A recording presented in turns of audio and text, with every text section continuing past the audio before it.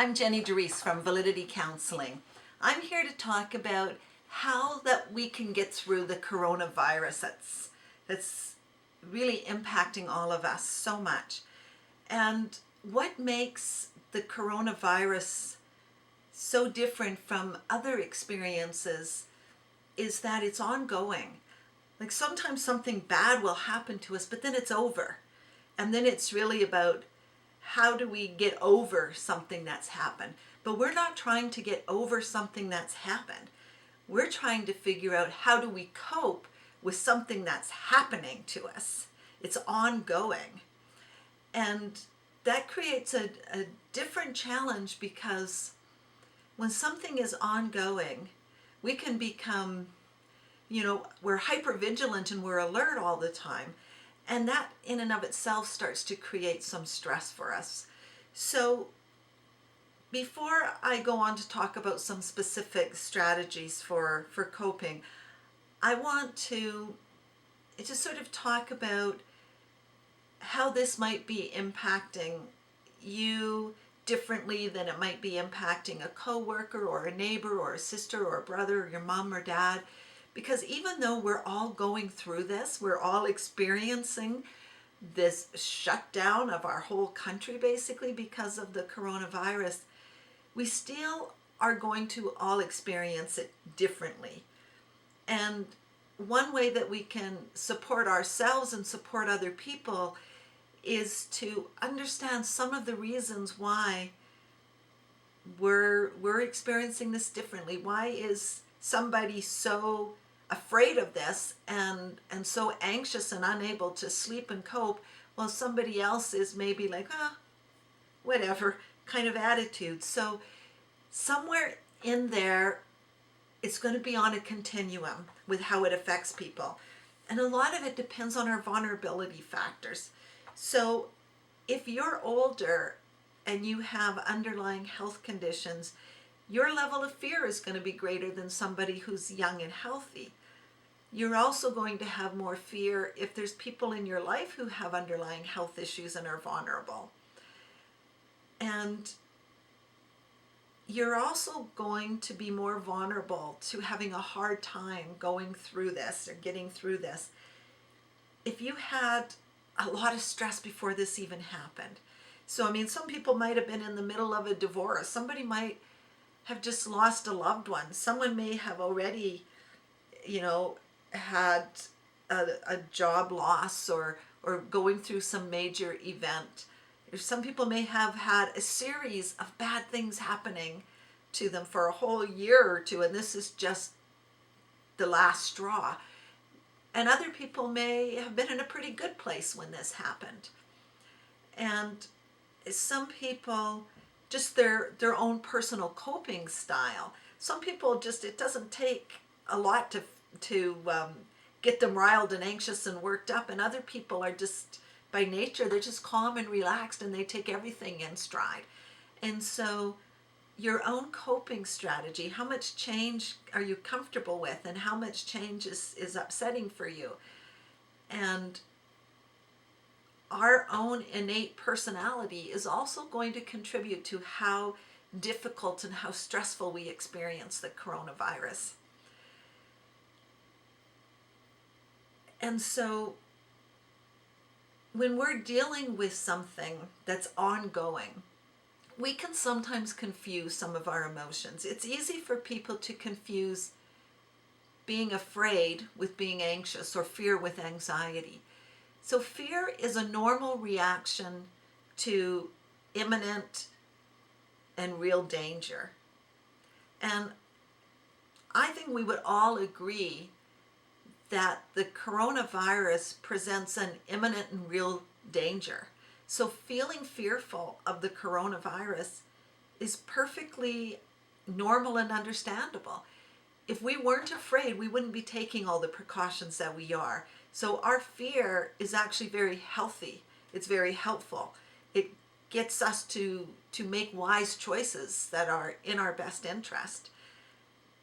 Anxiety is different than fear. Anxiety is not based on any real imminent danger.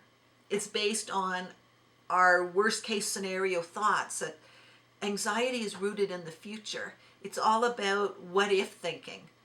What if this doesn't go away for 2 years? What if, I get sick and die? What if somebody I love gets sick and die? It's all based on projection of what could happen.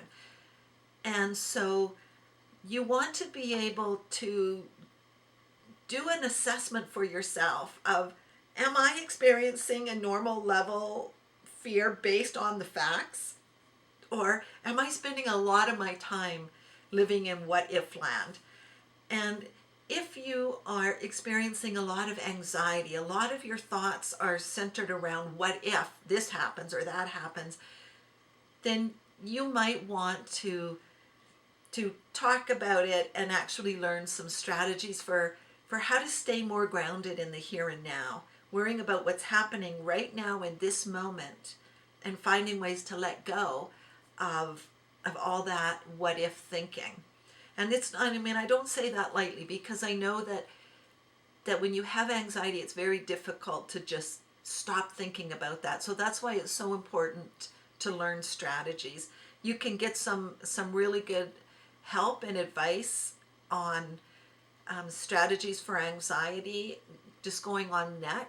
You can do YouTube. There's lots of videos for mindfulness and relaxation and staying in the moment.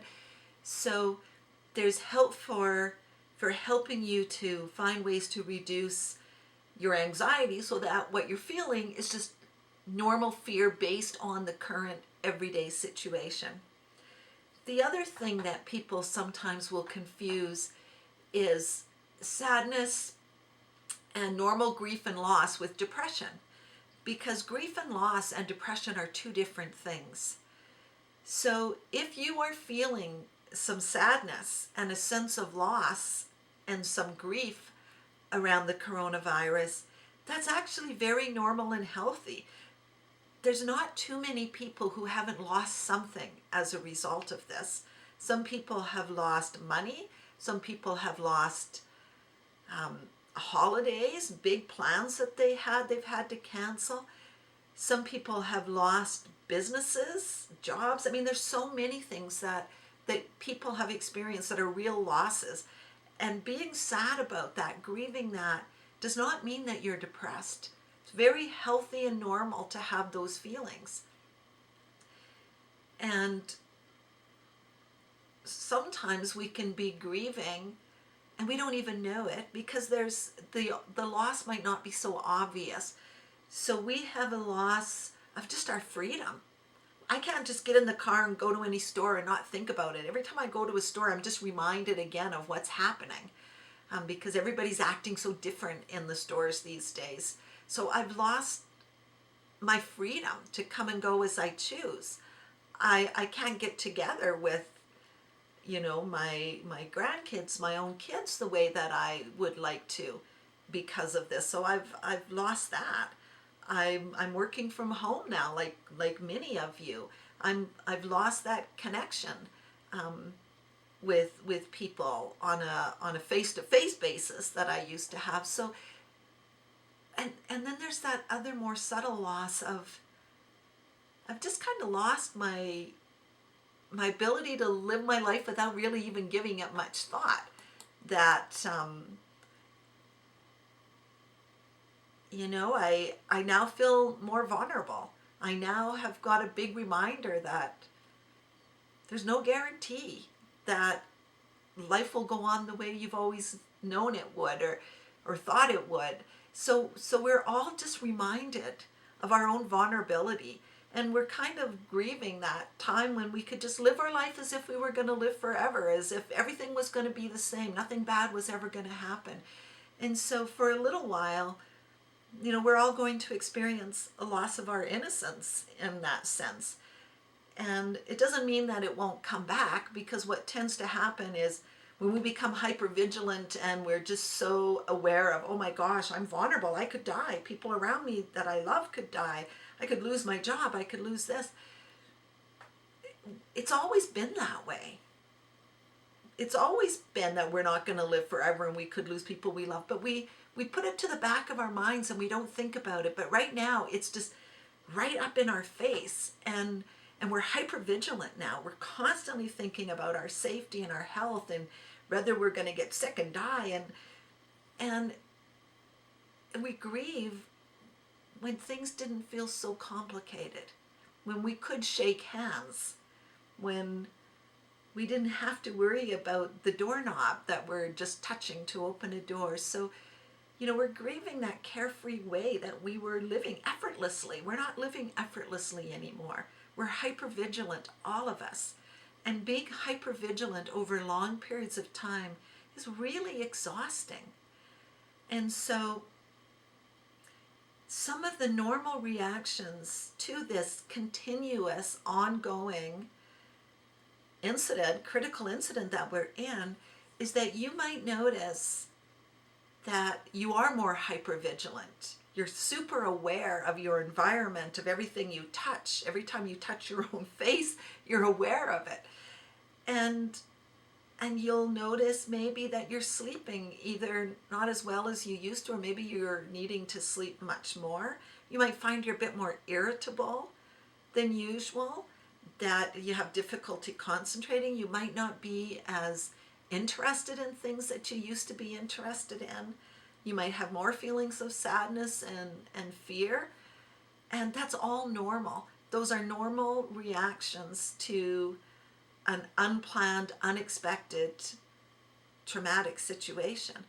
Now, even as we continue to go through it, many of you will find that it settles down and you return to some sort of new normal, and that you're not quite so hyper vigilant anymore, as it just becomes normal to wash your hands several times a day and use Kleenex to open doorknobs or whatever it is you're doing.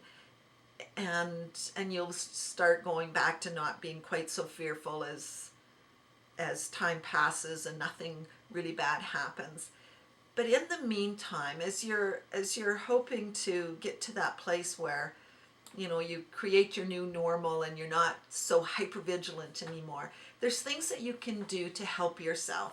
So you can talk about your emotions. It's really important that we not suppress them or pretend we don't feel those things, because as we talk about it, it helps our minds to process it. It helps us to get desensitized to it and get used to the idea. So talking about your feelings is healthy. Talking about our fears, worst case scenarios, isn't usually helpful. It usually just amps up our anxiety. But if you're talking about real fear, what's happening today, what are you worried about in the present moment, right now, today, what are your fears? Talking about that tends to reduce fear. So it's really important that you work very hard on reminding yourself, consciously making an effort to stay in the here and now. What's happening now? What's happening today? And as we stay focused on today, we get better at being able to manage our stress.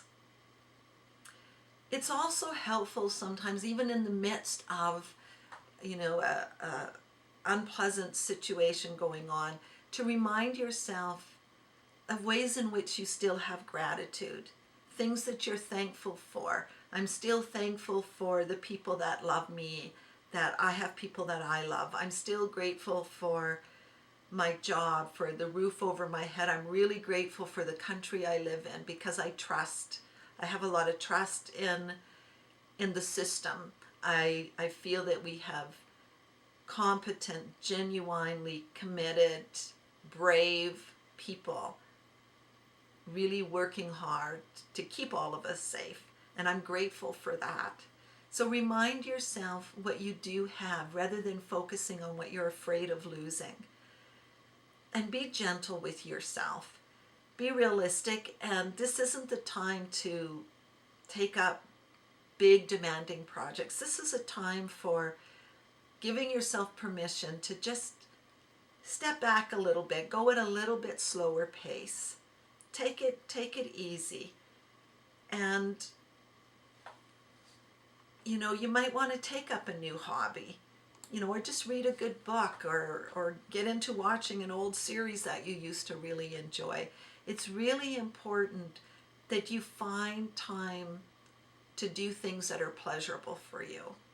It's also important that you stay really connected to people, whether it's through Skype or FaceTiming or just talking on the phone, that whenever we're connected to people that care about us and that we care about, we have a general sense of well-being. And don't avoid information.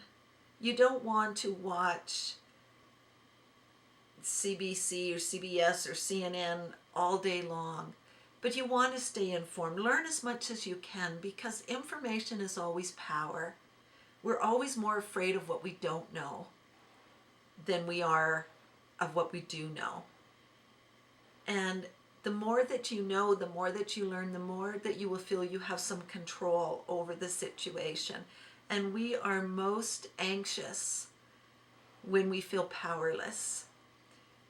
And focus on what you do have control over. You have control over where you go and how often you go out and how often you wash your hands and who you let into your life and you don't let into your life. Focus on what you do have control over and let go of worrying about that which you have no control over. And people who reach out in the community seem to be more encouraged and inspired than those that don't. So, put the hearts in your window and stand on your porch at 7 and bang your pots and pans for the healthcare workers. And donate to your food bank. Find some way to do an act of kindness for another person. Because the more that we reach out and engage in the community, the more that we remind ourselves that the world really is a good place. It's filled with loving, caring, compassionate people who genuinely do care.